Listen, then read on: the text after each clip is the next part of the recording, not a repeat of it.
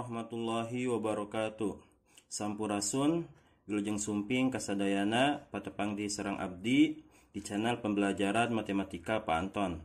Pada video kali ini saya akan membahas tentang turunan fungsi trigonometri, di mana bab ini ada di matematika peminatan kelas 12. Nah, sebelum saya membahas ke materi intinya, saya akan menyampaikan dulu beberapa materi prasyarat yang harus benar-benar kalian pahami agar nantinya kalian lebih mudah untuk memahami materi turunan fungsi trigonometri ini.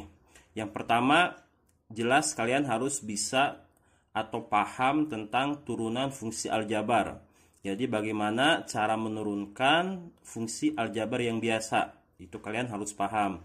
Yang kedua, kalian harus paham tentang rumus-rumus trigonometri atau rumus identitas trigonometri dan lain-lain. Karena nanti akan sangat berguna ketika kita akan menurunkan soal yang tingkat kesulitannya itu lebih tinggi. Jadi nanti kita harus mengutak-atik atau menyederhanakan terlebih dahulu bentuk trigonometrinya, baru kita masuk ke proses penurunan trigonometrinya itu. Nah, jadi intinya kedua materi itu, turunan fungsi aljabar dan rumus-rumus identitas trigonometri, itu yang harus kalian benar-benar pahami.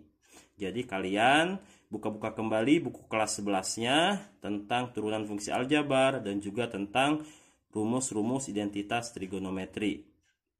Nah, turunan fungsi trigonometri itu ada rumus dasarnya atau bisa dibilang sebagai konsep dasarnya.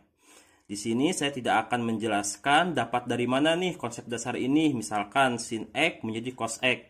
Kalian bisa explore sendiri atau kalian bisa cari di sumber lainnya untuk pembuktian rumus-rumus ininya. Karena kalau kita masukkan di video ini akan membutuhkan waktu yang sangat lama. Nah, cara memahami rumus dasarnya ini, di sini saya sudah kelompokkan dua-dua. Sin sama cos, tangen sama kotangen, sekan sama kosekan. Nah, perhatiin perubahannya. Sin itu ketika nanti kita turunkan f aksen X itu akan menjadi cos X. Sedangkan cos ketika kita turunkan akan menjadi min sin X. Nah, ini untuk bagian yang pertama. Jadi yang satu positif, yang keduanya dia negatif. Ingat ya. Begitupun yang ini. Tangan X sama kotangan X. Yang satu positif, yang keduanya dia negatif. Tangan X kalau kita turunkan akan menjadi sekan kuadrat X. Sedangkan kotangan X kalau kita turunkan akan menjadi min kosekan kuadrat X. Nah, di kelompok yang kedua ini apa nih persamaannya? Ada pangkatnya dua-duanya, pangkat 2. Paham ya? Nah, sedangkan untuk yang ketiga, sekan X sama kosekan X. Nanti hasilnya sama juga. Yang satu positif, yang satu negatif. Sekan X nanti turunannya akan menjadi, tulis lagi nih, sekan X tinggal ditambahin sama tangan X. Sedangkan kosekan X turunannya akan menjadi, tulis lagi, min kosekan X tinggal tambahin kotangan X. Nah, jadi untuk kelompok yang ketiga ini persamaannya apa? Bentuk yang awalnya itu sama-sama bentuk dianya. Jadi tinggal ditambahin sekan X, kalau kosekan X tambah negatif. Kalau sekan tinggal tambahin tangan, kalau kosekan tinggal tambahin kotangan. Nah, paham ya? Nanti dengan berjalannya kita latihan-latihan soal, dengan sendirinya kalian akan hafal nih ke-6 rumus ini. Yang penting cara menghafalnya, ingat-ingat nih saya udah kelompokkan menjadi 3 kelompok. Dua-dua, sin sama cos, tangan sama kot, sekan sama kosekan. Nah, langsung saja kita masuk ke soal yang pertama, biar kalian lebih paham lagi.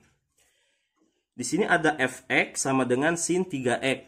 Tentukan turunan pertamanya. Ingat turunan pertama itu f aksen x. Jadi nanti perhatiin ini cara menurunkannya.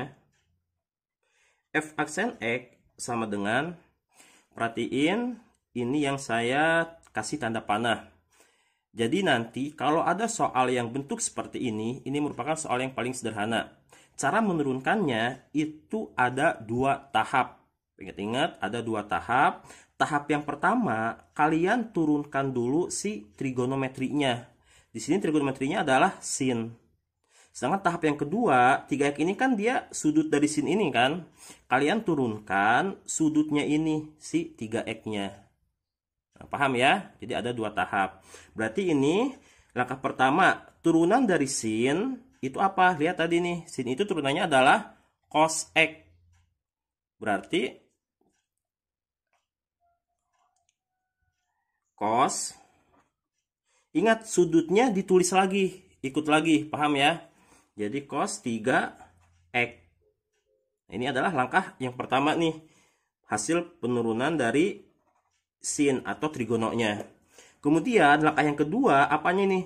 Sudutnya. Turunan dari 3x itu apa? Ingat kan konsep turunan, berarti kalau 3x itu sama dengan 3. Paham ya? Jadi ini dikali nih.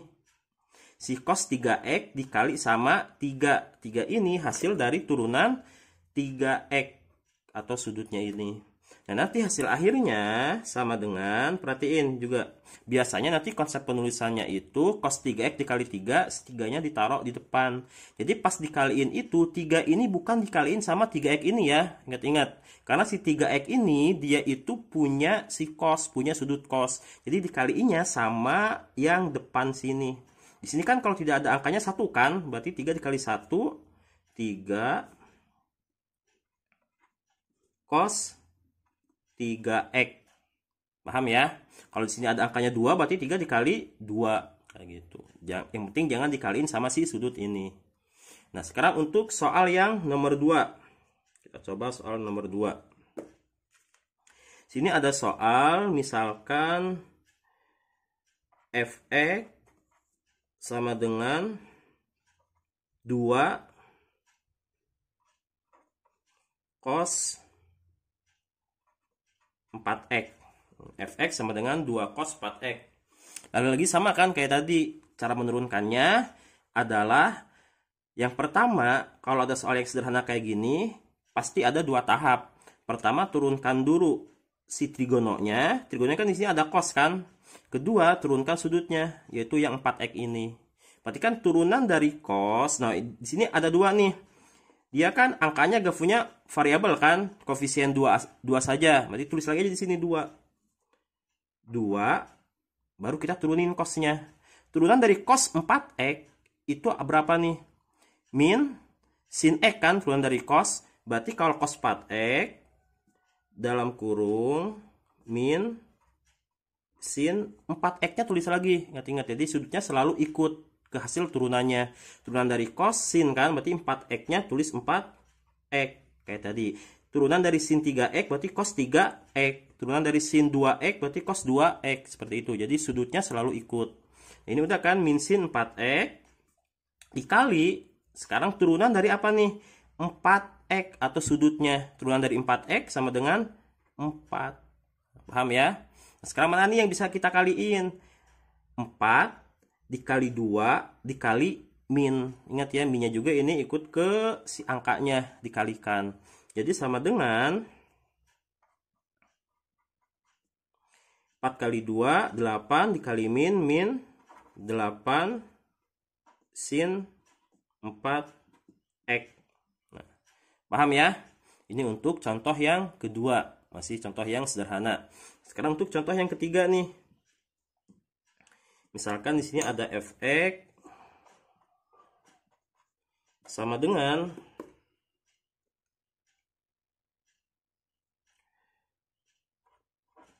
cos 2x tambah 3. Fx sama dengan cos 2x tambah 3. Nah, sekarang sudutnya ini udah lumayan panjang. Ada dalam kurungnya lagi kan. Jadi ada dua suku, 2x sama 3. Yang penting kalian pahami aja nih konsep awalnya. Kalau bentuk soal yang kayak gini, cos atau sin, tiba-tiba langsung ada sudutnya, itu pasti nanti ada dua tahap penurunannya. Pertama, turunkan dulu trigononya. Yang kedua, nanti turunkan si sudutnya. Berarti kan di sini, yang pertama kita turunkan itu adalah cosnya kan. Kemudian nanti kita akan turunkan sudutnya, 2x tambah 3. Jadi mau sepanjang apapun sudutnya, ketika dia bisa diturunkan, nanti pasti ada hasilnya. Nah, berarti hasilnya f aksen x sama dengan turunan cos apa? Ingat tadi turunan cos itu adalah min sin x. Berarti min sin. Nah, ini kan sudutnya ini kan. Tulis lagi. Ingat selalu ditulis lagi. 2x tambah 3 dikali. Nah, sekarang turunan dari sudutnya. Yang kedua ini 2x tambah 3. Kalau kita turunkan, 2x turunannya adalah 2. Sedangkan 3 ini kan koefisien biasa nih. Kalau ada angka biasa diturunkan nggak bisa kan? Atau sama dengan 0. Maaf, sama dengan 0, bukan nggak bisa. Jadi kalau 0 nggak perlu ditulis. Berarti hasil akhirnya sama dengan, sama kayak tadi kan, 2-nya tinggal kita pindahkan ke depan. Berarti min 2 sin 2x tambah 3. Nah, paham ya? Ini untuk soal yang nomor 3. Kita lanjut ke soal yang nomor 4. Nah, untuk nomor 4, di sini ada fx sama dengan 2 sin x kuadrat min 3x. Fx sama dengan 2 sin x kuadrat min 3x. Kira-kira nanti turunannya berapa? Berarti f aksen x sama dengan, ingat ini juga sama dengan soal yang contoh nomor 2 ini nih. Tadi ada koefisien dulu kan di depannya. Kemudian turunkan trigononya, sisinya, baru nanti turunkan si sudutnya. Jadi halus berurutan ya, biar kalian lebih mudah memahaminya. Nah, berarti ini kan 2-nya tulis lagi nih. 2. Turunan dari sin apa? Cos kan? Cos. Ini ditulis lagi. Jadi yang sudut ini selalu ditulis lagi. X kuadrat min 3x. Nah, dikali.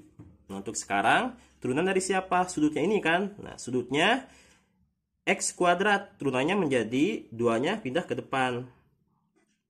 2x, paham ya? Terus min 3x, turunannya menjadi min 3. Paham? Kalau udah seperti ini, tinggal biasanya yang ini itu selalu ditaruh di depan nih. Jadi ini 2x min 3 dikaliin sama siapa? Sama si 2 ini. Berarti f aksen x sama dengan, saja nih, 2 dikali 2x menjadi 4x. 2 dikali min 3 menjadi min 6. Tulis lagi ini, cos x kuadrat min 3x. Paham ya? Untuk soal yang nomor 5, di sini ada fx sama dengan sin akar 2x. Ingat ya, perhatiin sekarang udah ada akar-akarnya. Tapi perhatiin untuk bentuk yang ini, x-nya itu ada di luar akar. Nah, cara menurunkannya bagaimana? Sama aja ya dengan nomor 1 ini. Berarti f aksen x sama dengan, ingat tadi konsep turunan dari sin itu apa? Berarti ada 2 kali juga kan? Turunkan dulu sinnya, terus turunkan sudutnya, akar 2x ini.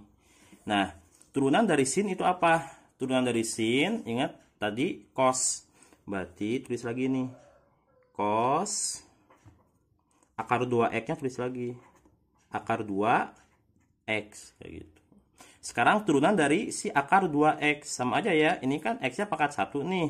Ini akar 2, berarti hasil turunannya adalah dikali akar 2. Berarti nanti hasil akhirnya sama dengan akar 2-nya tinggal pindah ke depan. Akar 2 dikali cos akar 2x. Nah, paham ya? Nah, sekarang bagaimana nih dengan soal yang nomor 6? Di sini ada fx sama dengan tangen akar x. Tangen akar x. Nah, kalau tadi si x-nya di luar akar, kalau sekarang si x-nya ada di dalam akar. Perhatiin cara menurunkannya. Langkahnya sama, kita turunkan dulu tangannya, baru nanti kita turunkan sudutnya si akar x ini. Nah, berarti kan di sini turunan dari tangan f aksen x sama dengan, berarti ini turunan dari tangan apa? Sekan kuadrat x. Berarti tulis lagi. Sekan kuadrat akar x dikali sama turunan dari ini. Nah, tapi sekarang di sini akar X nih bentuknya. Kalau tadi kan XX yang biasa. Nah, ingat dalam konsep turunan, kalau nanti menemukan ada bentuk akarnya, kalian ubah dulu bentuk akarnya itu ke dalam bentuk yang biasa. Menjadikan kalau ini diubah akan menjadi X. Kalau akar itu kan pangkat setengah kan. Nah, setelah menjadi X pangkat setengah, baru kita turunkan. Jadi kita jabarkan dulu nih yang ini. X pangkat setengah, ingat konsep turunan itu setengahnya pindah ke depan pangkatnya. Berarti di sini setengah dikali X, terus pangkatnya selalu mengurangi 1 kan. Setengah dikurangi 1 sama dengan min setengah. Paham ya? Nah, terus setelah ini perhatiin, ini kan ada pangkat yang bentuk negatif kan. Alangkah lebih baiknya kita tulis menjadi pangkat bentuk positif. Kalau supaya jadi positif, otomatis dia nanti harus pindah ke bawah kan, menjadi per. Jadi di sini jadi 1/2 X pangkat setengah. Nah, yang ini tulis lagi aja nih. Tulis. Jadi hasil akhirnya adalah, karena awalnya dia bentuk akar, biasanya si ini kita kembaliin ke bentuk akar lagi. Jadi hasil akhirnya sekant kuadrat akar X dikali sama setengah X pangkat setengah ini kan samanya dengan akar X. Nah, kayak gini. Udah, jadi ini hasil akhirnya. Atau ini kita tulis di depan boleh. Jadi sama dengan 1/2 akar X dikali sekant kuadrat akar X. Nah, paham ya? Nah, ini adalah contoh dari soal-soal turunan bentuk sederhananya. Dia belum masuk ke operasi perkalian, operasi pembagiannya, atau belum masuk ke bentuk perpangkatannya yang diselesaikan dengan aturan rantai. Jadi untuk pertemuan hari ini, kalian pahami terlebih dahulu contoh dasar ini. Ada 6 contoh. Cukup sampai di sini. Kalian tonton kembali videonya sampai kalian benar-benar paham. Jika kalian belum paham, kalian ulang-ulang untuk menonton videonya. Kalau ada yang gak bisa langsung tanyakan ke saya. Hatur nuhun kasadayana, wilujeng tapang deui sareng abdi di video-video salajengna. Assalamualaikum warahmatullahi wabarakatuh.